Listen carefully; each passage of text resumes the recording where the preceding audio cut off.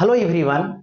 बात करने वाले हैं एसर्शन एंड रीजन टाइप कि जो सवाल होते हैं वो किस तरीके से सॉल्व करते हैं और क्या इसकी आसान मेथड है सॉल्व करने की। इसी को डिस्कस करेंगे, वो भी दो एग्जाम्पल के साथ। वो एग्जाम्पल किस तरीके का है वो देखेंगे, उससे कैसे ऑप्शन को चूज करते हैं कि ये ऑप्शन करेक्ट हो। तो इसी को आज डिस्कस करने वाले हैं, वो भी आसान तरीके से। तो सबसे पहले मैं बता दूं कि ये जो सवाल है वो कैसे पूछा जाए। सबसे पहले एक स्टेटमेंट रहेगा जो एसर्शन के नाम से जाना जाता है, और दूसरा स्टेटमेंट जो रहेगा वो रीजन के नेम से जाना जाता है। यहां चूज करना रहता है कि कौन ट्रू है, कौन फॉल्स है, या दोनों ट्रू है। यदि ट्रू है तो किस कंडीशन में। तो देखिए, जिसमें से मैं बात करूं कि इसमें से जो चार ऑप्शन होते हैं, इसमें जो लास्ट के दो ऑप्शन होते हैं वो आसानी से चूज कर लिए जाते हैं यदि कोई ऑप्शन ऐसा हो। देखिए, फर्स्ट ऑप्शन है जैसे सॉरी, इसमें ऑप्शन लास्ट से देखेंगे तो ये दो ऑप्शन की मैंने बात किया, बहुत इजी वे में चूज कर लेते हैं। If assertion is true but the reason is false, तुरंत लगा देंगे। If assertion is false but the reason is true, देख लेंगे, पढ़ के देखेंगे, है ना। रीजन यदि असर्शन यदि असर्शन ट्रू है, रीजन फॉल्स, तो सी। यदि असर्शन फॉल्स है, रीजन ट्रू है, तो डी ऑप्शन लगा दो। लेकिन लड़ाई इन दोनों का जबरदस्त होता है, ए और बी चूज करने। जब दोनों ऑप्शन करेक्ट हो तब जो है से ऑप्शन ए होगा या बी होगा, इसको सीखना रहा। देखिए, तो ऑप्शन ये कब देते हैं? assertion reason, if both assertion and reason are true but the reason is a correct explanation of the assertion। यदि करेक्ट एक्सप्लेनेशन भी कर दिया, एक्सप्लेन भी कर दिया, तब ए देंगे, दोनों सही हो और रीजन एक्सप्लेन भी सही तरीके से कर रहे। If both assertion and reason are true but reason is not a correct explanation of the assertion, यानी assertion का सही सही एक्सप्लेन नहीं करता है, तब हम बी ऑप्शन लगे। एक्सप्लेन सही है दोनों, एक्सप्लेन कर दिया रीजन assertion के बारे में, तो ये ऑप्शन। चलिए समझिए अब इसमें कौन सा ऑप्शन करेक्ट होगा दिखाने वाला। assertion में दे रखा है electric field lines do not cut at any point. ये सही ऑप्शन, सही बात बोला, ट्रू कि इलेक्ट्रिक फील्ड लाइन एक दूसरे को किसी एक पॉइंट पे कट नहीं करता। At any point there is only one direction of electric field.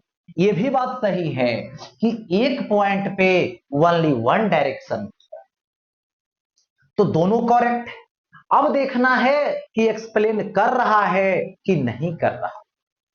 तो उसके लिए एसर्शन और रीजन का जो स्टेटमेंट है, दोनों को लगातार पढ़नी है, दोनों के बीच एक कंजक्शन बिकॉज का यूज करना।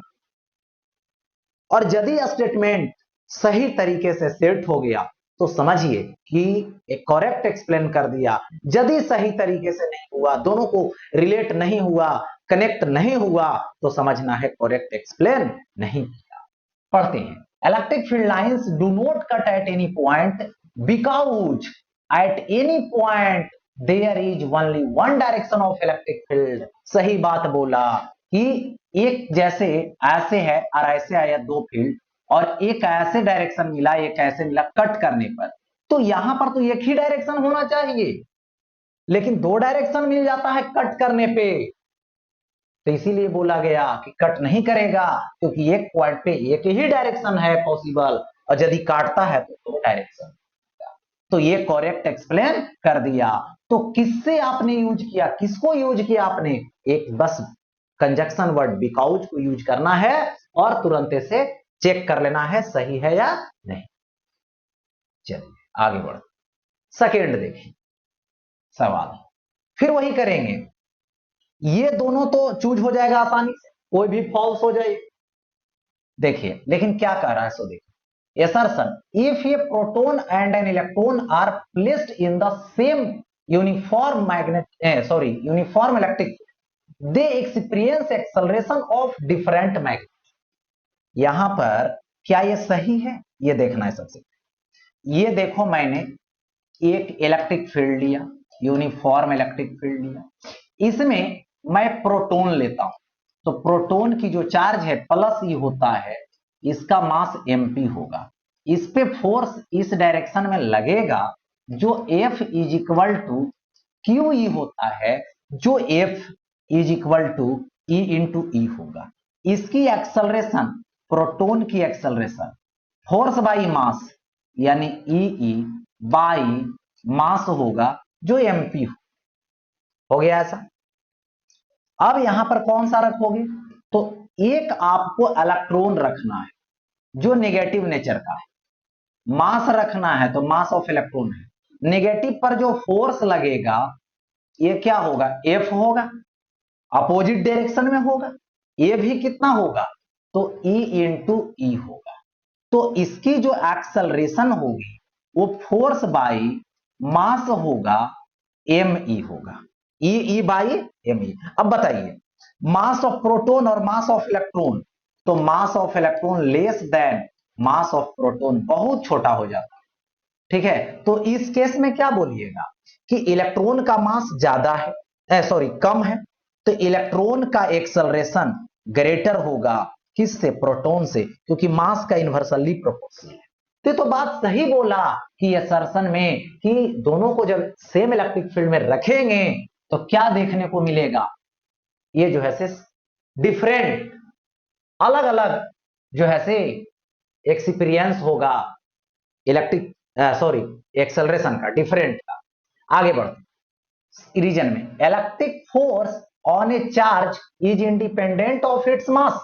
ये तो सही बात है, दोनों का मास अलग अलग है लेकिन इलेक्ट्रिक फोर्स दोनों को सेम ही लगा, इलेक्ट्रिक फोर्स Fe हुआ जिसमें मास का कोई जिक्र नहीं है, यानी इंडिपेंडेंट है ना, क्योंकि दोनों का चार्ज सेम है, फिर सेम फील्ड में रखें फोर्स सेम लग रहा है, मास अलग है उससे कोई मैटर नहीं किया, तो ये भी सही बात है, मास से इंडिपेंडेंट है।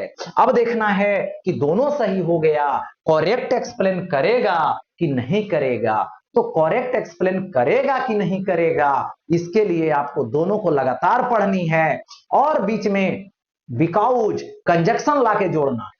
यदि सही तरीके से एक्सप्लेन कर दिया तब तो सही होगी, अन्यथा नहीं होगी। तो यहां पे देखो, if a proton and an electron are placed in the same uniform electric field, they experience acceleration of different magnitudes because, conjunction लगाना, because electric force on a charge is independent of its mass। दोनों का कोई relation नहीं मिला because लगाने पे, क्योंकि वो अलग मैटर ले चल रहा है और एक अलग, क्योंकि मास अलग है ना, मास से इंडिपेंडेंट है इलेक्ट्रिक फोर्स, वहां बोल रहा है एक्सेलरेशन की बात, दोनों में कोई मैच नहीं खाया, इसका मतलब करेक्ट एक्सप्लेन नहीं करता है, यानी दोनों सही है, करेक्ट एक्सप्लेन नहीं करता है, तो ऑप्शन बी आपको चूज करना है। ओके, तो इस तरीके से ऐसे सवालों को असर्शन और रीजन को सॉल्व करनी है। और दो तो मैंने बता ही दिया कि दो में कोई भी एक फॉल्स हो जाता तो डायरेक्ट आप इससे चूज कर लेते, फिर तो लड़ाई ही नहीं। ओके।